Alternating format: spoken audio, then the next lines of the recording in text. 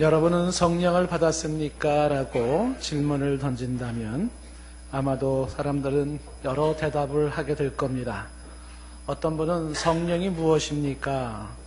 성령이라는 말을 처음 듣습니다. 이런 분도 계실 것이고요. 혹자는 성령을 받는다는 게 뭘 말하는 것입니까? 어떻게 성령을 받는 겁니까? 이렇게 반문하실 수도 있을 것입니다. 혹은 성령이라는 걸 꼭 받아야 되는 겁니까? 왜 꼭 받아야 되는 겁니까? 이렇게 또 반문할 수도 있을 것입니다. 혹은 어떤 분들은 성령을 나는 받은 것 같기도 하고 안 받은 것 같기도 하고 잘 모르겠습니다 라고 하면서 성령을 받았는지 안 받았는지는 어떻게 알 수 있습니까? 이렇게 반문하시는 분도 계실 것입니다. 혹은 저는 성령을 받았습니다. 왜냐하면 확실한 받은 증거가 있기 때문입니다 라고 말하면서 성령 받은 증거를 제대로 되는 사람도 있고 또 엉터리로 되는 사람도 있을 것입니다. 혹자는 조금 신학적으로 깊이 있는 질문을 하는 사람도 있을 수 있을 거예요. 성령을 받는다는 것은 성령 내주를 말하는 겁니까? 성령 충만을 말하는 겁니까? 성령 내주와 성령 충만은 뭐가 다른 겁니까? 이런 질문을 하실 수가 있을 것입니다. 성령을 받았습니까? 라는 질문을 중심으로 여러 반문이 나올 수 있는데 그 모든 것들을 함축적으로 염두에 두고 오늘 말씀을 좀 나누려고 하는 것입니다. 그동안 여러분들이 성령에 대해서 어떻게 알고 계신지 모르지만 이번 기회에 한번 또 잘 정립하는 시간이 되었으면 좋겠습니다. 성령을 받았는가? 자, 이 질문을 지금 에베소에서 바울이 3차 전도행에 이제 말씀을 에베소 성도에게 말을 하죠. 2절 말씀 다 같이 한번 읽어볼까요? 시작.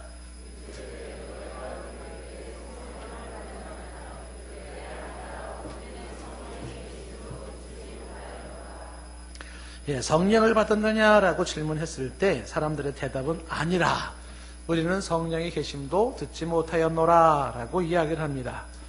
성령의 계심도 듣지 못했다라는 말이 성령의 존재를 몰랐다라는 뜻이라기보다는 성령의 지금 현재 우리 가운데 역사하시는 현존, 성령이 현재 우리 가운데 역사하시는 현존을 우리는 듣지 못했다, 이런 뜻으로도 해석을 하기도 합니다. 자, 어쨌든 성령이 계심도 알지 못했다. 성령이 뭐냐? 성령을 받는다. 그게 뭐냐? 성령은 누구냐? 뭐 등등 궁금해한다는 것이죠.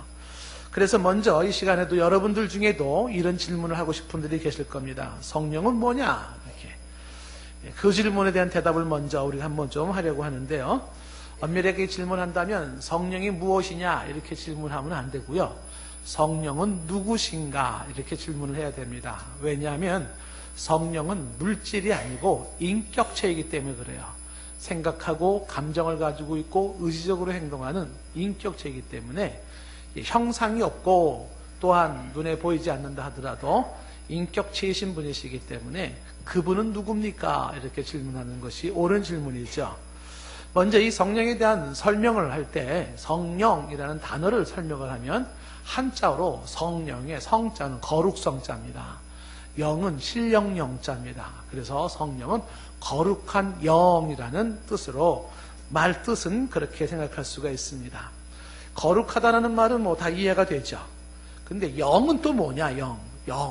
영이라는 얘기를 많이 하는데 쉽게 말하면 이 영이라는 말을 동의어가 어떤 뜻이냐면 바람, 공기, 숨. 여러분 숨 쉬죠? 그때 숨도 이걸 영이라 그래요. 영. 그 다음에 정신 있으십니까? 그 정신도 영이에요. 영. 그와 같은 존재라고 생각하시면 됩니다. 거룩한 영, 거룩한 영으로서 바람 같고 공기 같고 우리가 숨 쉬는 숨 같고 우리의 생명 같고 또 우리의 영혼 같은 정신 같은 것을 영이라, 거룩한 영이라 이렇게 얘기를 합니다. 예를 들어서 요한복음 4장 24절에 하나님은 영이시니라는 말이 있거든요. 그때에 그 영이다라는 이 말은 뭐냐면 바로 지금 얘기한 것처럼 형상이 없다 혹은 눈으로 볼 수는 없다, 그렇지만 어디에나 계신다, 이런 의미를 가지고 있습니다. 여러분들이 예를 들어서 이런 분이 계시죠?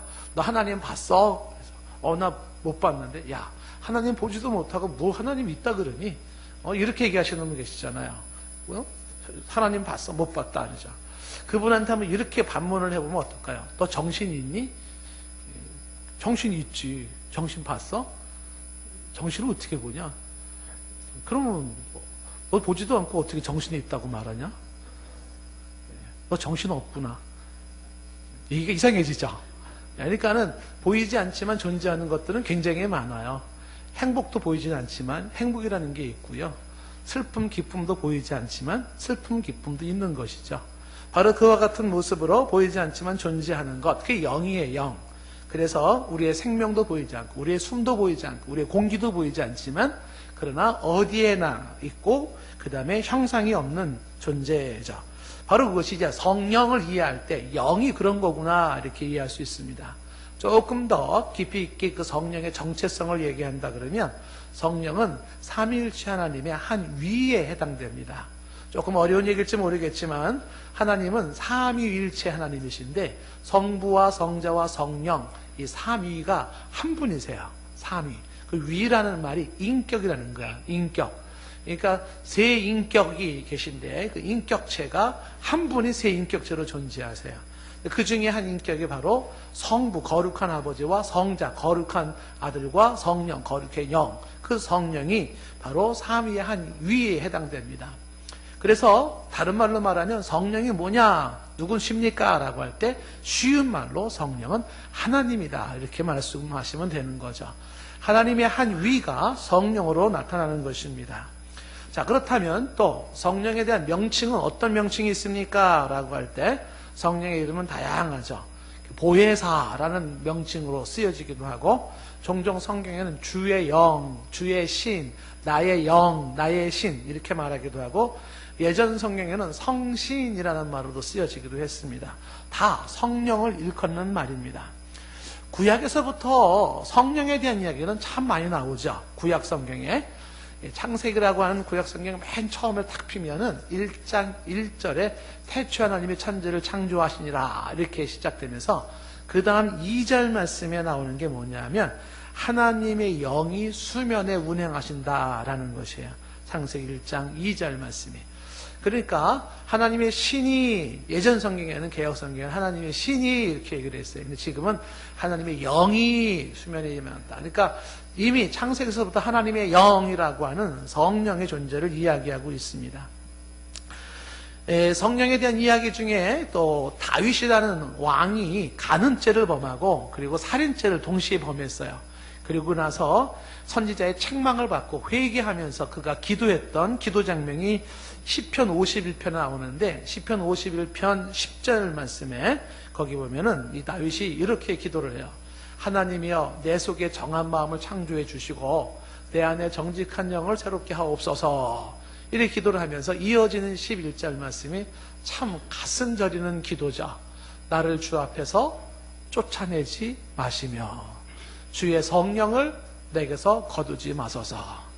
구약 성경에서도 이미 성령에 대한 이야기가 나오는데 대표적으로 지금 다윗의 이야기가 나를 주님 앞에서 쫓아내지 말아달라고 아주 눈물을 뚝뚝뚝뚝 흘리면서 간절히 기도하면서 주의 성령을 얘기하잖아요. 주의 성령을 내게서 거두지 말아주십시오. 주의 성령이 없이는 살 수가 없습니다. 이렇게 이야기를 하고 있는 것입니다. 구약 성경에는 창세기나 다윗만이 아니라 이사야 선지자도 이사야서 63장 10절에 이렇게 얘기를 하죠.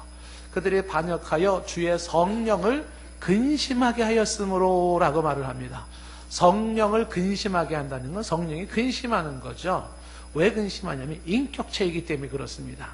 공기 같고 바람 같은 존재인데 그런데 그 성령이 근심을 하더라라고 하는 것입니다. 근심을 하더라.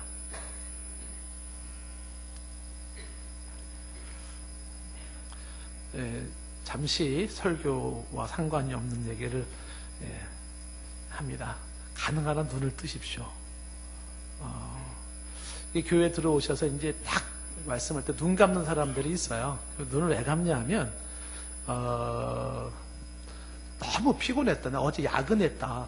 그래서 눈 감는 게 아니에요. 그런 분들이 눈 감는 게 아니고 영적 상태가 지금 대단히 지금 안 좋은 분들입니다. 교회에는 안 올 수는 없고 왔기는 왔는데 예, 그러면 눈을 딱 감습니다. 벌써 그분의 영적 상태가 어떤지가 탁 나타나는 거거든요. 그러니까 너무너무 졸리워가지고 이렇게 막 졸잖아요. 그건 괜찮아요. 뭐 어떡하겠어요. 뭐 천하장사도 어쩔 수가 없지만. 그런데 말씀 듣는 자세나 태도는 중요하거든요. 네, 그래서 가능한 한 저를 보시고, 그리고 오자마자 이렇게 눈부터 감으려고 하지 마세요. 네, 그러지 마시고 눈을 뜨십시오. 졸리워서 눈 감긴 건 어떻다?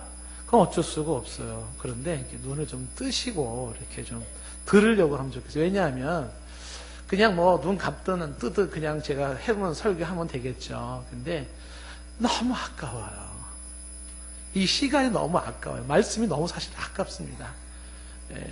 제 설교가 잘해서 아깝다는 게 아니라 이런 얘기들을 잘 우리가 귀담아 들어야 되는데, 그래서 제가 좀 잡소리 같이 말씀을 드리지만은, 눈을 좀 뜨시기를 바라겠습니다. 가능한 한 눈을 뜨시고요. 그리고 마음의 문을 여시고요. 집중해서 들으려고 하세요. 들으려고. 아예 또 뭐, 설교인데 뭐, 그 소리 지금 이렇게 하지 마시고, 들으시려고 하셔서 그 속에서 하나 더 뭔가 건지려고 하십시오. 건지려고.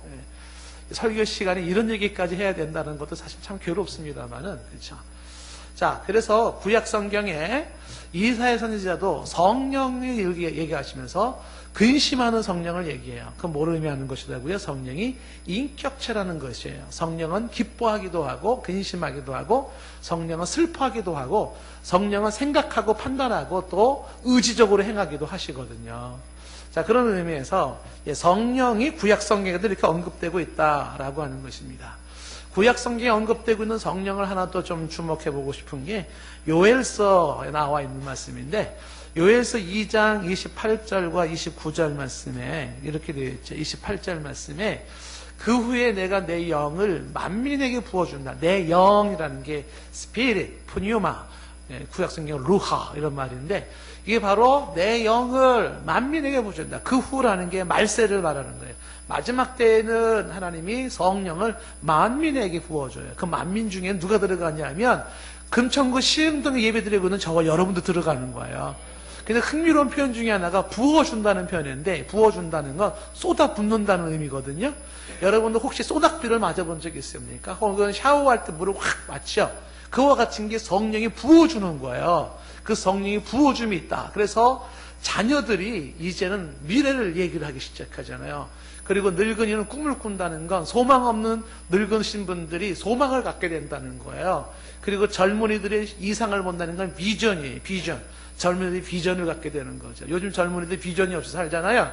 이게 성령을 받으면 내가 왜 살아야 되는지에 대한 인생의 비전을 갖게 된다. 이렇게 얘기를 하고 있는 거죠. 그러면서 이어지는 29절 말씀에 그때 내가 또 내 영을 남종과 여종에게 부어준다 그랬어요. 내 영이라고 하는 성령을 남종과 여종에게 부어준다. 이 말씀이 이제 그 사도행전에 베드로가 오순절 설교 때 사도행전 2장 17절에서 똑같은 인용을 하잖아요. 약간 다르게. 하나님이 말씀하시기를, 요게 요에서 좀 전에 보았던 2장 말씀이에요. 말세에 내가 내 영을 모든 육체에게 부어주리니, 그렇죠. 말세에게 내가 내 영을 모든 육체에게 부어준다. 그래서 너희 자녀들은 예언하고 젊은이들은 환상을 보고 늙은이들은 꿈을 꾼다. 순서는 바뀌었지만, 그리고 18절 말씀에 그때 내가 내 영을 남종과 여종에 부어주는데 그들이 예언할 것이라고 이야기를 했습니다. 그러니까 성령이 누구냐라는 이야기를 지금 하면서 성령, 그분은 누구인가 라고 할 때, 거룩한 영으로서 바람 같은 존재인데 그분은 하나님의 한 위에 해당되는 분이구나. 그분은 곧 하나님이시구나. 이렇게 이해할 수 있고요. 그 하나님은 인격체로 존재하시면서 다양한 이름을 가지고 계시고 이미 구약 성경에서부터 성령 하나님은 그렇게 언급되고 있었구나 하는 것을 우리가 주목해 봅니다.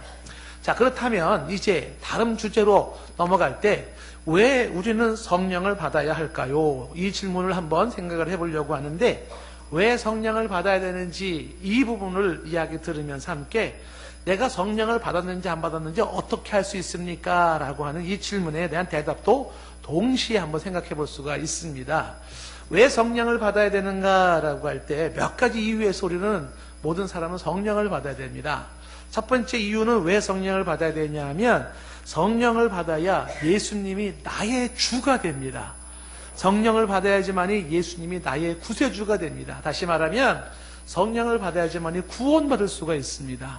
그러니까 성령 받지 않고는 예수님은 나의 주, 나의 메시아, 나의 그리스도가 안 됩니다.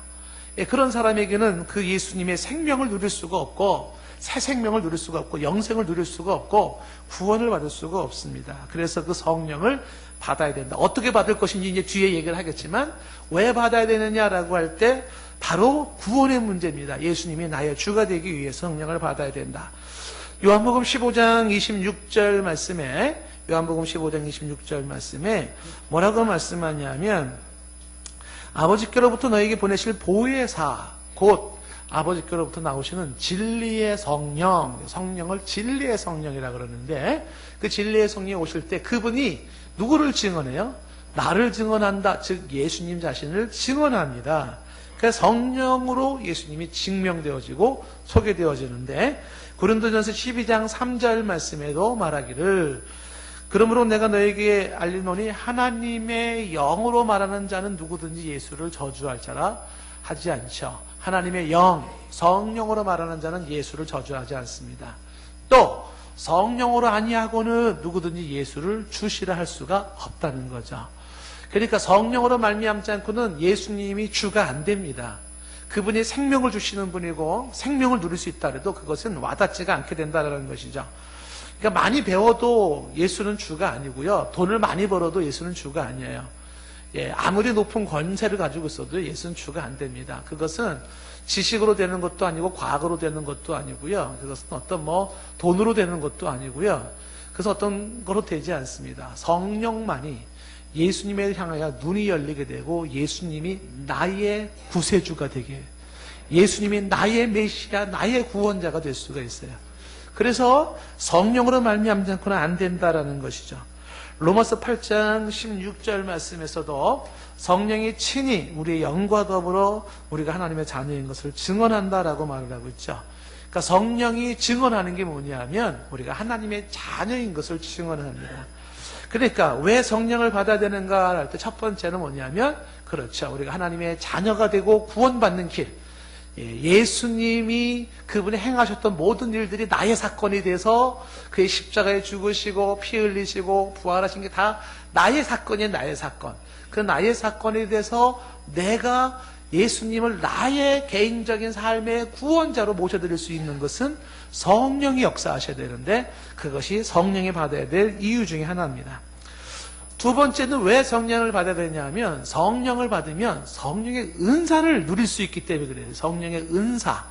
그 성령의 은사를 누린다라는 게 이제 오늘 말씀 6절 말씀에는 뭐라고 되어 있냐면 바울이 안수할 때 성령이 그들에게 임하시고 성령이 그들에게 임하시면서 어떻게 해요? 방언도 하고 예언도 한다라고 되어 있죠. 방언도 하고 예언도 한다. 자, 그래서 이것이 필요하다. 성령이 임하니까 방언도 하고 예언도 하더라. 그게 방언 예언이 뭐냐면 은사입니다. 은사. 자, 그래서 이 성령을 받게 되면 은사를 받게 되는데 그 은사에 대한 이야기를 잠시 정리를 하고 또 넘어가야 됩니다. 자, 고린도전서 12장 성경을 펴보시겠습니다. 고린도전서 12장을 보시면 4절 말씀서부터 보겠어요. 성령을 받아야 되는 이유가 은사를 받기 위해서인데 그 은사에 대한 얘기가 어떤 건지, 은사는 일종의 선물, 달란트 이런 거거든요. 사람마다 가지고 있는 은사가 있다 이렇게 말하지 않습니까? 자, 4절에 보니까 은사는 몇 개예요? 여러 가지다. 근데 성령은 같습니다. 5절에 지금도 여러 가지지만 주는 같고 6절에는 사역은 여러 가지지만 모든 사람 가운데 이루신 하나님은 같죠. 7절을 보시겠어요? 7절. 각 사람에게, 각 사람이에요. 모든 사람에게가 아니고 각 사람에게 성령을 나타내셔요. 근데 그걸 유익하게 하기 위함에, 그러니까 성령이 우리 가운데 주는 것은 우리를 유익하게 하는 거예요. 근데 이것을 각 사람에게 주시는데 어떻게 각 사람에게 주냐면 8절 말씀을 보시면 어떤 사람에게는 성령으로 지혜의 말씀을, 어떤 사람에게는 같은 성령을 따라 지식의 말씀을, 9절 말씀에는 다른 사람에게는 같은 성령으로 믿음을, 어떤 사람에게는 한 성령으로 병 고치는 은사를, 어떤 사람에게는 능력 행함을, 어떤 사람에게는 예언함을, 어떤 사람에게는 영들 분별함을, 어떤 사람에게는 각종 방언 말함을, 어떤 사람에게는 방언을 통역함을 주시죠.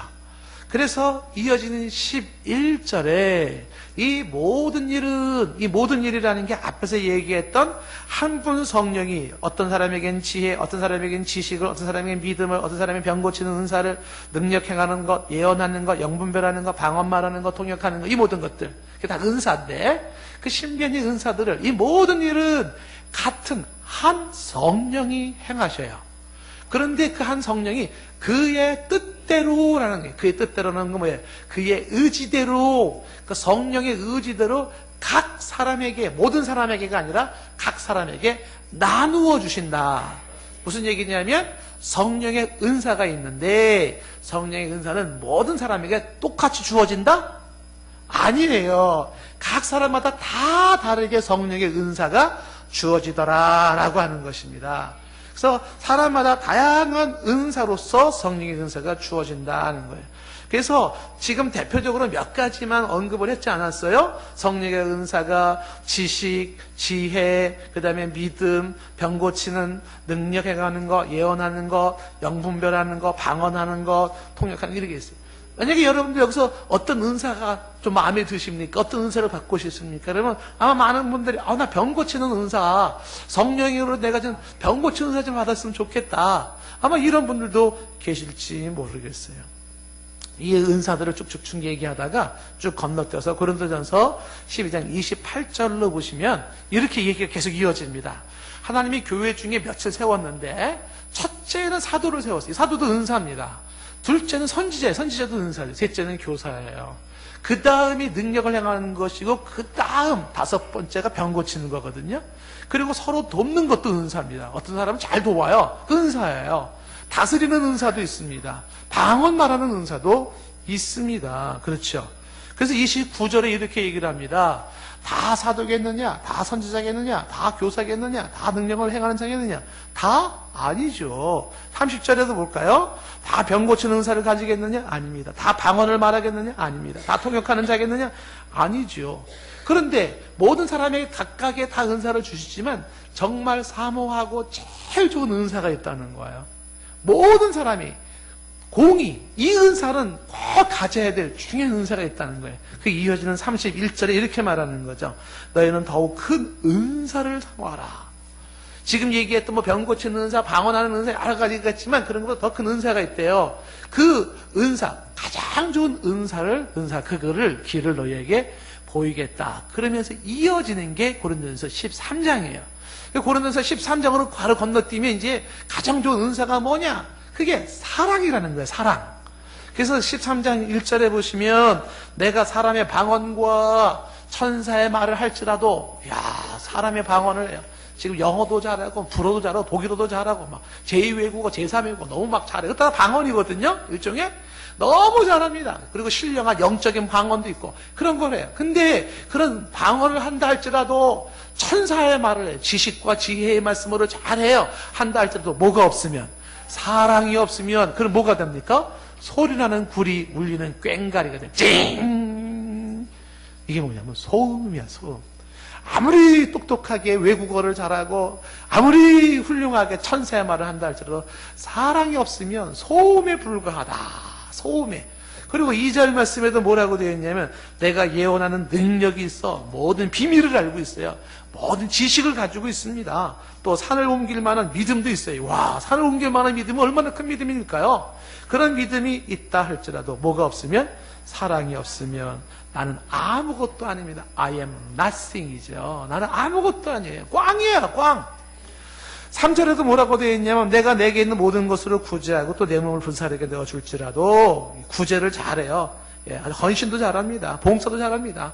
할지라도 사랑이 없다면 내가 아무 유익이 없다는 거죠. 그러니까 은사 중에서 제일 큰 은사가 뭐냐면 사랑의 은사다라는 거죠. 이거 좀 이따 이제 좀 설명을 하겠지만 지금 제가 뭘 말씀드리고 있는 거냐면 왜 성령을 받아야 되나요? 두 번째로 얘기하고 있는 게 뭐냐면 성령을 받으면 성령의 은사를 누릴 수가 있게 된다는 거예요. 성령의 은사. 그러니까 성령을 받지 못하면 그 은사를 누리지 못한다는 것입니다. 그런데 은사는 각 사람에게 필요에 따라서 각 사람에게 나누어 주셔서 누구에게는 주고 누구에게는 안 주고 누구에게는 줬다가 걷어가기도 하고 안 줬다가 주시기도 하시고 왔다리 갔다리 하는 은사라고 하는 것은 그런데 성령을 받아야 되는 세 번째 이유는 성령의 열매 때문에 그래요. 성령의 열매. 근데 이 열매는 모든 사람이 예외 없이 다 맺혀지는 열매가 성령의 열매예요. 그 은사보다도 차원이 다른 한 단계 더 위가 뭐냐면 성령의 열매라고 하는 것이에요. 그 성령의 열매를 맺기 위해서는 성령을 받아야 되는데 이 부분은 오늘 제가 여러분이 특히 좀 강조하고 싶은 부분이에요. 여러분 성경 한번 다 펴보시겠어요? 갈라디아서 5장을 보시겠어요? 성경을 못 찾는 분들은 옆 사람한테 도움을 좀 청하셔서 갈라디아서 5장을 보시면서 왜 성령을 받아야 되는지 세 번째 이유인 바로 성령의 열매에 대한 얘기를 한번 좀 우리가 집중을 좀 해보겠습니다. 성령의 열매. 자, 5장 16절 말씀해 보시면 5장 16절에 이렇게 말했죠. 내가 이르노니 너희는 뭘 따라 행하라? 성령을 따라 행하라 그랬어요. 따라 합시다. 성령을 따라 행하라. 성령을 따라 행하라는 이 말이 뭐냐면 성령으로 살아라 그런 거예요. 그러니까 사람들 중에는 살아가는 삶이 성령으로 사는 사람이 있고 성령과 상관없이 사는 사람이 있어요. 그러니까 성령으로 살아가라 이런 거예요.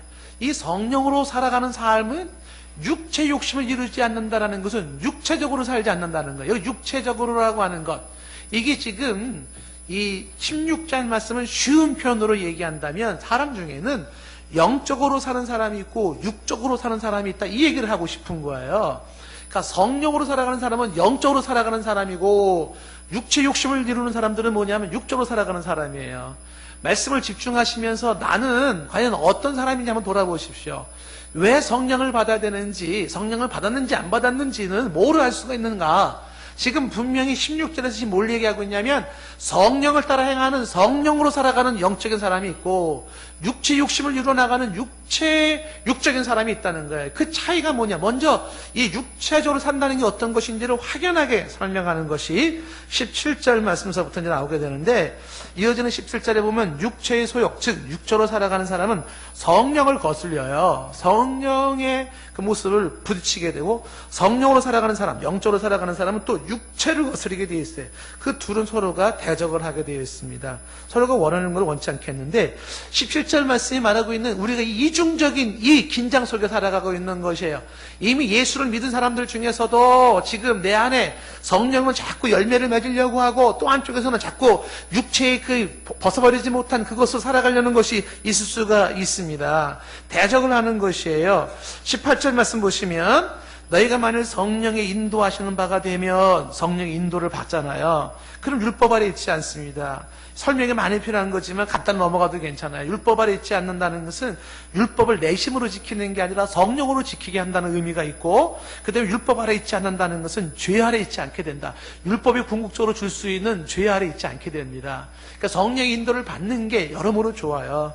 자, 그런데 19절 말씀해 보시면 육체의 일이 있어요. 육체의 일. 육적으로 살아가는 사람들에게는 이런 열매가 나타나요. 그게 어떤 것들이 나타나는지 한번 눈여겨보십시오. 이 육체의 일이라고 하는 것을 설명하는데 이제 영어 성경, NIV 영어 성경, 영어를 보실 수 있는 분들은 훨씬 영어 성경이 더 쉽게 와닿습니다. 이 육체의 일이라는 것이 영어 성경에 simple nature라고 되어 있어요. 죄성의 죄성. 그러니까 죄성은 이렇게 말할 수가 있고 육으로 살아가는 사람들의 모습은 죄성이 그대로 드러나요. 죄성이 어떻게 드러나냐 하면 첫 번째가 음행으로 드러나요. 음행이 sexual immorality예요. 뭐냐면 성적 부도덕이에요. 여러분 육체적으로 살아가는 사람, 성령을 받지 않고 성령에 의해 살지 않은 사람에게는 이 죄성이 드러나요. 죄성이 더러운 죄성이 드러나는데 제일 첫 번째 드러나는 게 뭐냐면 성적인 부도덕함이 드러난다는 거예요. 음행이 드러나요. 지금 우리 사회의 한 모습이에요. 음행이 드러납니다. 바로 성적인 부도덕함이 드러나고 두 번째가 나타나는 게 뭐냐면 더러운 게 드러나요. impurity. 이게 뭐냐면 이 더러운 거라는 것은 순수성이 없어지는 거예요. 순수성이 깨끗하지가 못해요. 사람이 더러워요. 그 다음에 세 번째가 뭐냐면 호색인데 이 호색이라고 하는 것이 방탕함입니다. 성적인 방탕함이에요. 그런 모습이 나타나요. 육체의 일은 그래요. 성령을 왜 받아야 되는지가 이제 서서히 나오는 게 뭐냐면 성령을 받지 않고 성령의 이끌림 받지 않냐면 사람은 육체의 죄성에 의해서 살아가요. 예? 이 음란과 이 더러움과 호색 그리고 네 번째가 뭐냐면 20절 말씀에 네 번째가 뭐예요? 우상숭배가 나옵니다. 우상숭배가 뭐겠어요? 내 마음과 뜻과 정성을 다하여 나를 지으시고 천지를 지으신 하나님께로 향하고 하나님을 예배해야 되는데, 그런데 성령 받지 못한 사람들의 죄성은 뭐냐면 하나님이 만들어 놓은 피조물들을 하나님으로 섬기고 있어요.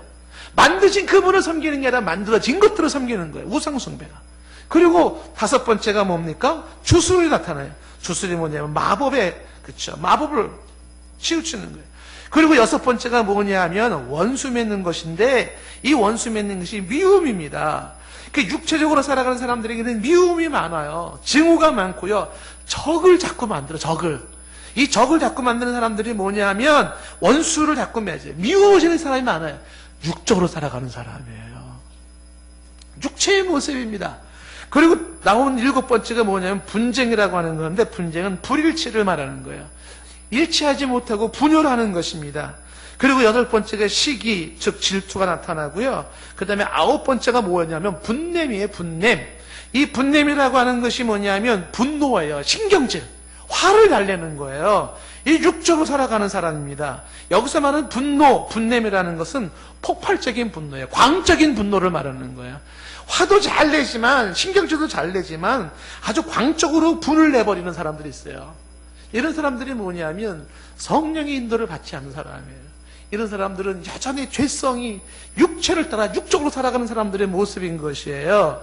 그 다음에 열 번째는 뭐라고 되어 있냐면 당 짓는 거라고 되어 있어요. 당을 짓는다라는 게 뭐냐면 이기적인 야망을 가지고서 네 편, 내 편, 편을 가르는 거예요. 누가 자기 이기적인 야망을 가지고 네 편, 내 편을 안에 자꾸 만드냐면 육적인 사람이에요. 육으로 살아가는 사람이, 성령을 받아 성령으로 살아가는 사람이 아닙니다. 분명히 나타나는 게 뭐냐면 당을 지어요. 자꾸 편을 가르는 겁니다. 옆에 가서 쑥닥쑥닥 그러면 저 사람이 어쩌고 저 사람이 막 이래가면서 편을 나누는 거예요. 그래서 자기 굉장히 이기적인 사람이거든요. 셀피시한 거예요. 이기심을 가지고서 자기 세력을 만들어 나가는 것이에요.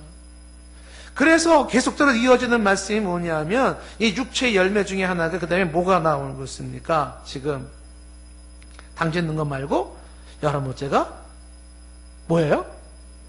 좀 크게 좀 얘기 좀 해주세요. 왜 크게 얘기해 주길 원하냐 하면 지금 제가 저 혼자만 떠드는 건지 듣고 계시는 건지 좀 알고 싶어서 그래요. 반응을 보여주세요. 아, 정말 저도 설교를 정말 쉽고 편하게 하고 싶은 사람이에요. 그래서 가끔 제가 여러분을 잘 못 쳐다보는 이유 중에 하나가 얘기가 안 돼서 그래요. 그러니까 전반적으로 사람들 여러분들은 잘 듣거든요. 그러니까 잘 듣는 분들은 반응을, 내가 자꾸 여러분 안 쳐다봅니다. 자꾸 제가 모니터만 쳐다보고 자꾸 해요. 참 괴로워요. 예. 속은 부글부글 끓어요. 지금 막 그냥 제가 막 어떻게 될 것 같은데. 지금 순서가 어디 되고 있는지, 따라오는지 안 따라오는지를 이제 여러분들이랑 저랑 호흡이 맞아져야 되니까 물으면 탁탁탁탁 대답을 하세요. 틀린 대답하면 괜찮아요. 그럼 고치면 되는 거니까. 육체적으로 살아가는 사람에게 나타나는 현상 중에 하나가 뭐냐면 지금 분열이라고 되어 있어요. 이 분열이라는 게 11번째인데 이 분열이 뭐냐면 의견 충돌입니다. 육적으로 살아가는 사람일수록 의견 충돌이 많습니다. 의견 차이가 자꾸 드러내면서 이게 내분으로 이어지는 거예요. 내분. 나누어지는 겁니다. 여러분 자신을 잘 보세요. 나로 인하여 자꾸 부딪힙니까? 불화가 생깁니까? 성경적으로 얘기하면 육적으로 살아가고 있는 거예요. 그게 성경으로 살지 않은 거예요. 내 잘난 맛에 말이죠. 내 똑똑함으로 사는 게 아니에요. 이게 성경이 말한 당 짓는 것에서 분열로 이어지는 것입니다. 디스코드가 되는 것이죠. 그 다음에 나타나고 있는 것이 12번째가 뭐냐면 육적으로 살아가는 사람 특징이 이단이라고 되어 있어요. 근데 이 이단이라는 단어가 영어 단어가 기가 막힌 단어입니다. 이 영어 단어가 뭐냐면 faction이라는 단어예요. faction. 이 faction이라는 단어가 fact와 fiction을 섞은 말이에요. 그러니까 fact와 fiction이라는 게 뭐냐면 사실에다가 거기에다가 상상력을 포함해서 그 허구적인 내용들을 합성화시켜진 꾸며낸 것, 이게 이단이에요. 그냥 뭔가 사실은 사실이에요. 근데 여기에 내 상상력이 가미되어져요. 그러면서 거기서 꾸며낸 이야기들이 나와져요. 이게 팩션이에요. 팩트와 픽션. 왜 소설에서 픽션과 non-픽션 얘기하지 않습니까? 사실에 입각한 소설이 있고 non-픽션이라는 것은 그게 사실에 입각한 거고 픽션은 꾸며낸 이야기잖아요. 그러니까 팩트와 픽션이 섞여져 있는 것, 이게 팩션인데 이게 이단이라고 하는 것이 이단. 그 다음에 그 이단으로 쫓아가는 사람들이 누구겠어요? 이게 다 성령의 인도를 받는 사람들이 아니에요. 그런 사람들은 지금 육적으로 살아가는 사람들의 모습이죠. 이 육적인 건 사탄이 주장하는 겁니다. 그리고 21절 말씀에 보면 13번째가 뭐냐면 육적으로 살아가는 게 투기가 나오고 있고요. 14번째는 술 취한 게 나와 있잖아요. 그러니까 육적으로 살아가는 사람 특징 중에 하나가 뭐냐면 술에 취하려고 합니다. 우리 중에서도 여기 계신 분들 중에서도 뭐 술 좋아하시는 분들이 계시잖아요. 술에 취하려고 그래요. 그러니까 뭔가 취하고 싶은 거예요. 한편으로는 이해도 되죠. 근데 성경은 뭐라고 말했냐면 술에 취하지 말고 성령에 취하라 그랬어요. 술 취하지 말아라는 방탕한 것이다. 성령에 충만한, 성령에 취해. 술 취한 것과 성령 충만한 거는요, 비슷합니다. 현상이 비슷해요. 왜냐하면 기분이 알딸딸하고, 그리고 말이 많아지고, 노래가 자꾸 나오게 되고, 담대해져요. 막 사람 앞에 용감해져요. 기분이 술 취한 것과 성령 충만한 건 비슷하게 나타나요. 근데, 다른 게 뭐냐면, 술을 취하면 냄새, 악취를 풍기잖아요. 성령에 취하면 향기를 발해요. 술 취하면 다른 사람에게 피해를 주잖아요. 근데 성령을 취하면 다른 사람을 위롭게 해요. 술 취한 사람은 뒤끝이 찝찝하잖아요. 뒷골이 땡기고 막 찝찝하잖아요. 성령에 취한 사람은 뒤끝이 좋아요. 여러분 술 취하지 마시고 성령에 취하셔야 돼요. 누가 술에 취하냐면 육적인 사람이 술에 취한다는 거예요. 그 다음에 나온 말이 뭐냐면, 나온 말이 뭡니까? 그 다음에 뭐가 나왔어요? 방탕함이라는 게 나왔어요. 방탕함. 이 방탕함이라는 단어가요, 이게 무슨 뜻이냐면 흥청망청 놀고 마시는 거예요. 육적으로 살아가는 사람들이 방탕함은 흥청망청 뭐예요? 먹고 마시는 거예요. 놀자판인데 이건 단순한 놀자판이에요. 여기 방탕함은요 뭐냐면 난교 파티라 그래서 섹스 파티를 말하는 거예요. 이런 것들이 여기 육적으로 살아가는 사람들이 지향하는 모습인 것들이에요. 영어로 이게 urge라고 되어 있는데, 이게 복수로 urges라고 좀 나와 있어요. 영어 사전을 이제 찾아봤어요. urge가 뭔가 그랬더니, 의미를 이렇게 표현했더라고요. 이 urge, 방탕함이라는 것이 뭐냐면, 주지육림, 이렇게 번역을 했더라고요. 그 주지육림이라는 게 뭐냐면, 술로 연못을 만들고 고기로 숲을 이룬다는 말로 호사스러운 술잔치를 일컫는 말이래요. 세상에 연못을 술로다가 연못을 만들었고 고기로다가 숲을 만들었대요. 이게 주지육림이래요. 이게 방탕함이에요. 방탕함. 여러분, 그런데 이게 남 얘기가 아니라는 거예요. 오늘날 대학가에서 나타나는 현상이 이래요. 오리엔테이션에서 나타나는 현상이 이래요. 정치와 경제와 부가 언론이 만나잖아요. 그 돈 있는 사람이, 재벌들이 정치와 권력과 합세하고 언론까지 합세하잖아요. 영화도 나왔지 않습니까? 그 뒷세기가요 너무 더러워요. 상상을 초월할 만큼 더러워요. 어디까지 가냐면 이 방탕함이 육적으로 죽은 사람들은요 우리 상상을 초월해요. 일반인 상상을 초월해요. 돈하고 정치 권력하고 언론이 합쳐지니까 말이죠. 이것만 있으면 천하를 뒤에 흔들 수 있다고 생각한 것 같아요. 저 충격 먹었습니다. 세상에 이런 게 있나 말이죠. 이게 뭐냐면 육적으로 살아가는 사람들에게 나타나는 모습이에요. 더러워요, 더러워. 성경은 분명히 뭐라고 말하냐면 이런 육적인 현상들이 나타나는 것들이 이거를 경계하라는 거예요. 경계해야 돼요. 여러분, 이런 것들이 우리 속에 꿈틀대고 있거든요. 너나 할 것 없이 우리는 다 이런 쪽에 꿈틀거림이 있거든요. 그때 경계해야 돼요. 그리고 어떻게 되냐면 이런 자들은 하나님의 나라를 유업으로 받지 못한다는 게 성경의 단언이에요. 결코 하나님의 나라를 기업으로 받지 못합니다. 성경에 증언하고 있는 것이죠. 그런데 이런 육적인 열매가 부딪히는 게 있어요. 자꾸 육적인 걸 벗어버려. 이 더러운 거 벗어버려. 그러면서 열매를 맺으려는 게 뭐냐면 성령의 열매가 있어요.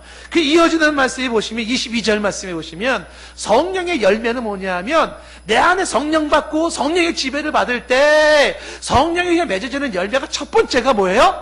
사랑입니다. 좀 전에 은사를 얘기할 때 제일 큰 은사가 뭐라 그랬어요? 사랑이라 그랬잖아요. 성령의 열매 제일 첫 번째 맺혀지는 게 뭐냐면 사랑이 열매가 맺혀지는 거예요. 사랑이 자라기 시작해요. 두 번째가 뭐냐 하면 희락인데 기쁨입니다. 기쁨이 자라기 시작하는 거예요. 화평이 세 번째 생기는 건 뭐냐? 평화예요. 내 안에 하늘로부터 내려오는 평화가 내 영혼 속에 마음속에 울려 퍼지는 거예요. 내 몸이 건강이 안 좋다 할지라도, 암이 걸렸다 할지라도, 혹은 사업이 안 된다 할지라도 내 영혼의 마음속에는요 잔잔한 샘물 같은 평화가 울려 퍼져요. 이게 뭐냐 하면 성령이 맺어지는 열매예요. 그리고 이 성령의 열매가 인내, 오래 참게 만들어지고요. 그 다음에 성령의 열매가 뭐냐 하면 자비를 맺게 해요. 자비라는 게 뭐냐면 친절입니다. 그리고 양선은 그건 선한 거예요. 선한. 그리고 충성의 열매가 맺혀지는데 충성이 faithfulness예요. 이게 뭐냐면 신실함입니다. 이 신실한 이거는요 직장생활 하는 사람들은 볼 거 없습니다. 신실한 사람은 무조건 채용하면 돼요. 능력보다도 중요한 게 신실함. 이 신실함은 사람이 보든 안 보든 사람이 자신의 모습이 신실한 사람은요 지킬 건 지켜요. 할 건 하는 사람입니다.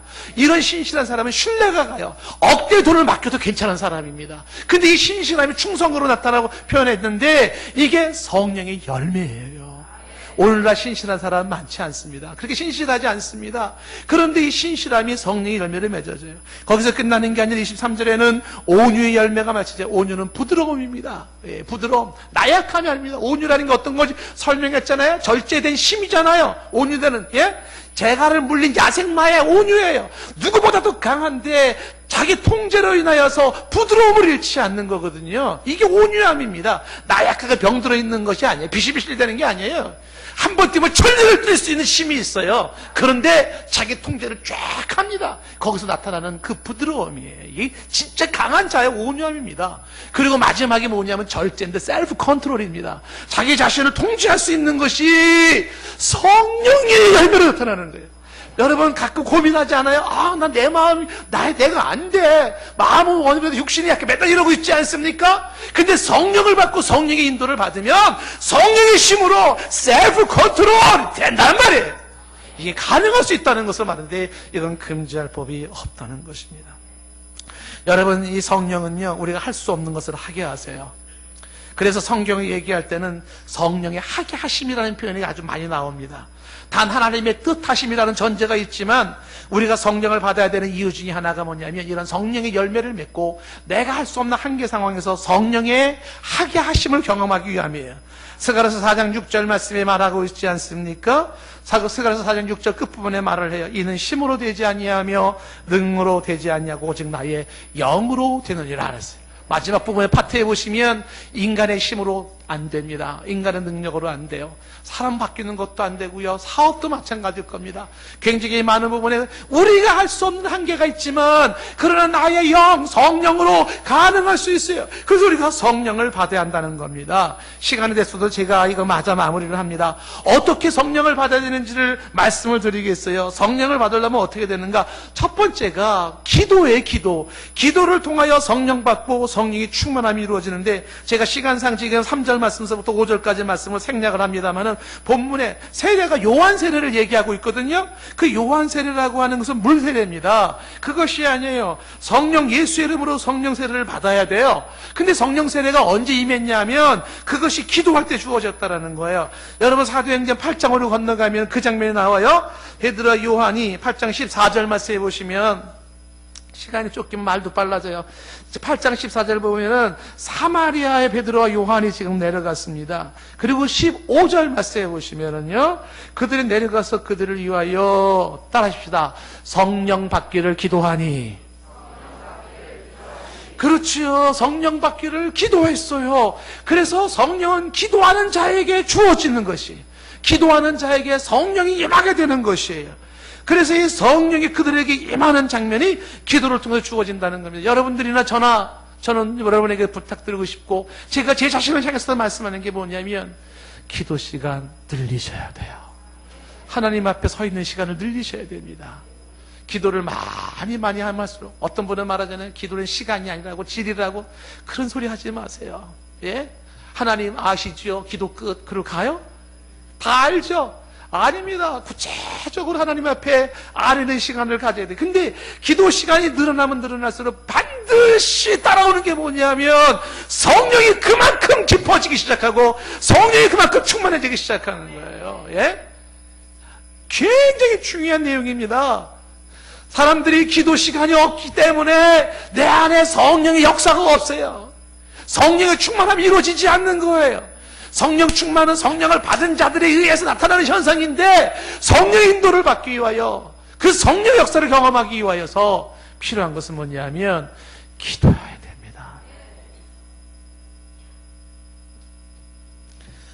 두 번째, 성령을 받기 위해서 필요한 게 뭐냐면요, 하나님 말씀이에요. 말씀.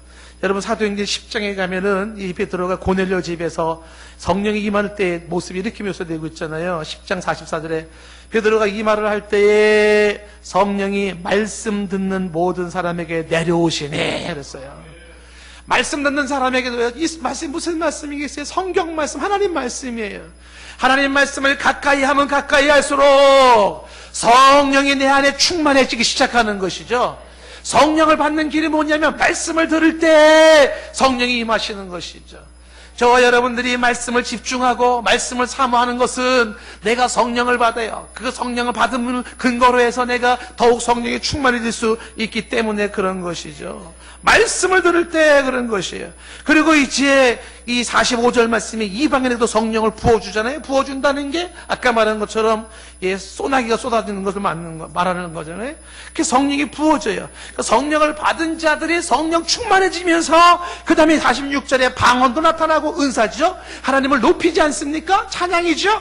보통 찬양이 아니에요. 성령 충만한 찬양은요, 보통 찬양하고 다릅니다. 정말 하늘을 움직이고 땅을 움직이고 세상선을 끌어내고 옥문을 열어내는 찬양이에요. 네? 저 우리 성가대원들 바라볼 때마다 간절하게 기도하는 게 있어요. 노래 부르지 마시고 성령에 감동된 찬양을 하십시오. 우리의 찬양으로 옥문이 열려야 돼요. 귀신이 땅에 가야 됩니다. 음악적인 효과도 중요하지만 사모하는 거예요. 제가 굉장히 축복합니다. 이게 뭐예요? 그냥 찬양이 아니에요. 일반 노래랑 다릅니다. 얼마나 화음을 잘 맞췄냐? 아닙니다. 그게 아니에요.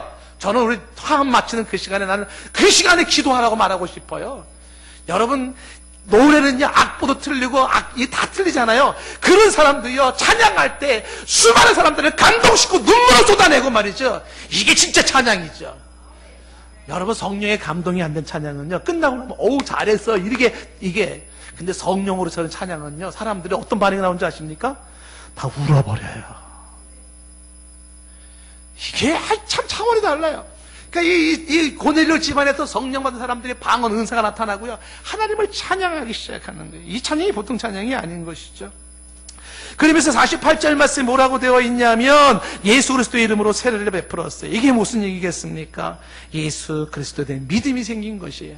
이건 동시적인 것인데 예수 그리스도를 믿는 그 믿음과 성령의 역사는 동시적인 것이에요. 다시 말하면 성령이 역사하셨기에 예수가 그리스도라고 말할 수 있고, 예수 그리스도를 믿음으로 성령이 또 내게 임하시는 바로 그것이 동시적인 사건인 것이죠. 예수 그리스도를 믿지 않고는 성령이 임할 수가 없어요. 그리고 말씀을 통하지 않고는 성령이 임할 수가 없어요. 기도하지 않고는 성령이 임할 수가 없습니다. 그리고 또 하나가 있는 게 성령을 받는 방법이 뭐냐면 사도행전 2장 37절 이하의 말씀이에요. 베드로가 오순절날 설교를 하기 시작했어요. 그때 37절에 보면 사람들이 말씀을 들었어요. 그리고 30절에 보면 마음에 찔려라는 말씀이 나와 있지 않습니까? 굉장히 중요한 얘기 아니겠어요? 마음에 찔려야 돼요. 뭔가 외치고 싶어요. 하나님 말씀 들을 때 찔려야 돼요. 마음이 찔려야 돼요. 가슴이 찢어질 것까지 찔려야 돼요.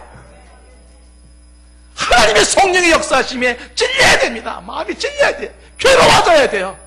좀 전에 육적인 열매 보았지 않습니까?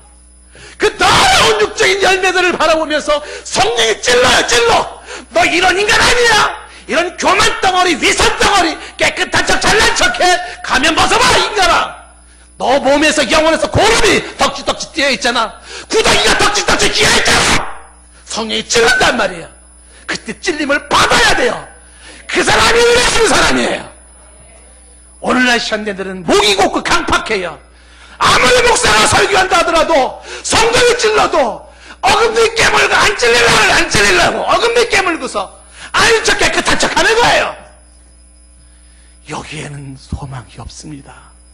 환자가 아파야 치료를 받는 거예요. 증세의 병이 막 퍼져가고 있는데 아프지도 않아요? 뭐라는 얘기입니까? 그 병으로 죽는 얘기죠. 그런데 병 때문에 아파져야 돼요. 너무 아파야 돼요. 이빨이 아프고 가슴이 아파요. 그런 병을 찾고 치료받지 않겠어요? 우리의 영혼이 아파야 돼요. 찔림을 받아야 돼요. 그런 사람이 십자가의 보혈을 붙잡게 되는 것이고 아버지를 눈물로 찾게 되는 것이고 여기에 성령의 역사와 성령의 열매가 맺혀지는 거예요. 현대인들에게 이 어금니 깨물고 목이 뻣뻣한 척하면서 잘난 척하지 말라는 겁니다. 특히 신앙생활 30년 40년 된 사람들에게 단호하게 얘기해요. 그 만성화되어 있는 그 신앙 껍데기 깨버려야 된다는 사실이에요. 만성화된 신앙의 껍데기. 설교 한두 번 듣냐. 굳어질 굳어졌어요. 어느 정도 굳어졌냐면요, 세면 콘크리트화된 것 같아. 그 영혼이 안 깨집니다. 안 깨져요. 성령이 계속 찔르지 않습니까? 너의 더러운 육적인 거를. 안 깨져요. 안 깨져. 버림받은 심령이에요. 교회 생활에 익숙해지는 게 신앙생활 잘하는 거 아니에요. 처치 멤버로 남아있는 게 잘하는 게 아닙니다. 오늘 저 교회 왔거든요. 출석 체크해주세요. 이거 아니에요. 진정한 크리스찬이 돼야죠. 예수 그리스도를 마음속에 모시고 예수가 나의 주가 되어지고 성령의 지혜를 받고 살아야지요. 성령의 역사, 성령은요, 마음에 찔림을 받아요. 그 사람들이 베드로와 사도들에게 말합니다. 형제들아, 우리가 어찌 알고 What shall we do? 우리가 뭐 해야 된다. 눈물로 몸부림을 치잖아요. 이것이 필요해요. 그래서 베드로가 38절에 똑부러지게 얘기를 합니다. 뭐라고 얘기합니까? 베드로가 이르되 너희가 회개하여 각각 예수 그리스도의 이름으로 세례를 받고 죄 사함을 받으라. 그리하면 성령의 선물을 받으리니. 회개가 살아있는 사람들이 죄 사함을 받게 되고 성령의 선물을 받습니다. 회개가 살아있어야 됩니다. 제가 눈에 얘기하지만요, 죄를 많이 진 사람이 처절하게 회개하는 게 아니더라고요. 회개는요, 진짜 더러운 죄인일수록 회개를 안 하더라고요. 정말 더러운 죄인일수록 회개를 안 합니다. 여러분이 회개가 없다 그러면요, 내가 그만큼 잘못한 게 없으니까, 그만큼 잘 살았으니까. 아닙니다. 아닐 거예요. 진짜로 회개하는 사람은요, 죄가 별로 없어요. 잘못한 거 별로 없어요. 근데 하늘을 우러러 한 점 부끄러움이 없기를 원했던 사람이에요. 입새에 있는 바람에도 괴로워했어요. 그런 사람은요, 눈물을 뚝뚝 흘리면서 내가 죄인이라고 얘기를 하죠. 여러분, 회개하는 이거는요 참 은혜입니다. 우리 모두는요 다 사실 도찐 개찐이에요. 사람 삶이 거기서 거기입니다. 그런 더러운 죄를 가지고 살아가는 사람인데 차이는 뭐냐 하면 회개하는 사람인가 아니냐는 차이인데, 회개하는 죄삼을 받아 십자가의 보혈을 의지하고 주 예수의 보혈이 없이는 설 수가 없어요. 그 은혜가 없이는 내가 하나님 앞에 이 세상에 설 수가 없어요. 그래서 십자가 튼튼히 붙잡죠.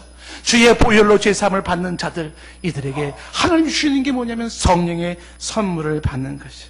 지금 우리가 성령 세례를 받는 방법을 이야기할 때 지금 4가지를 말씀했지 않았어요? 기도할 때, 말씀을 접할 때, 예수 그리스도를 믿을 때, 회개할 때, 물론 이 외에도 하나님은 특수하게 역사하시는 것이 있을 수도 있습니다.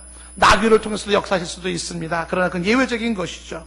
이렇게 성령을 받는 것은 성령에 대한 거하시는 것이고, 이 성령의 내주가 성령 충만으로 이어지는 것입니다. 저는 여러분에게 말씀을 이렇게 정리를 합니다. 성령은 누구인가? 성령은 하나님의 한 위, 한 인격 하나님이십니다. 성령은 바로 왜 성령을 받아야 됩니까? 성령으로 말미암지 않고는 누구든지 예수가 그리스도가 되지를 않아요. 예수가 나의 구세주가 안 됩니다. 성령을 받아야 성령의 은사를 받게 되고 내가 할 수 없는 인간의 한계를 그분에 의하여 하게 하심을 경험할 수가 있습니다. 가장 중요한 것은 성령을 받아야 성령의 열매가 맺히기 때문에 그렇습니다. 육적으로 살 것인가, 성령에 의해 영적으로 살 것인가가 우리의 선택의 기로에 놓여 있습니다. 육적으로 살아가는 거 보았잖아요. 얼마나 더러운지 몰라요. 제일 첫 번째가 뭐라고요? Sexual immorality. 예, 첫 번째 나타나는 게 성적인 타락부터 나타나기 시작해요. 육적으로 살아가는 사람들의 모습이에요. 그런데 성령으로 살아가는 사람 첫 번째가 뭐예요? 진정한 그리스도의 사랑 아닙니까? 하나님의 사랑 아니야? 사랑으로 셀프 컨트롤까지, 절제까지 성령의 열매가 맺혀지는 것이죠. 이 성령을 받고 성령의 충만한 지배를 받기 위해서 기도에 힘써야 해요. 말씀 안에 머물러야 됩니다. 말씀 많이 들어야 되고, 말씀 자꾸 읽어야 되고, 외워야 되고, 말씀 공부해야 되고, 말씀에 거해야 돼요. 그리고 하나님 앞에서 예수 그리스도를 나의 주로 믿음으로 고백하면서 오늘도 회개할 때 그들에게 주어지는 게 성령 임하심, 성령의 부으심, 성령의 충만함인 거죠. 저는 우리 교회 동산교회 여러분들을 축복하고 싶어요. 성령 받은 사람들, 성령으로 살아가는 사람들, 성령의 은사와 성령의 열매가 주렁주렁 맺히는 사람들, 오늘날 21세기의 사도행전을 쓰는 사람들, 그들이 우리이기를 원합니다. 이런 자들이 이 땅에 5대양 6대주의 6대륙에 많아지기를 원합니다.